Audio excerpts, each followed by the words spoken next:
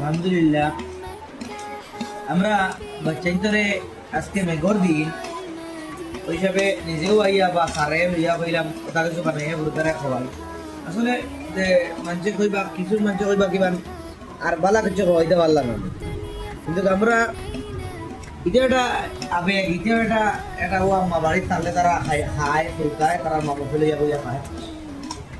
ওটা কথা চিন্তা করিয়া আমরা এই উদ্যোগ বা এটা সবসময় হুয়ে মাদ্রাসা আলহামদুলিল্লাহ পেঁয়াজের অনেক দেন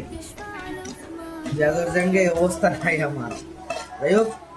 সর্বোপরি আমরা চাই প্রত্যেকটা ছাত্র যাতে হাসি খুশির মাধ্যমে কোরআন শিক্ষা করে যাতে তার বাড়ির মতন হাসি খুশি রইয়া পড়তে পারে দোয়া করবো আমার লাগে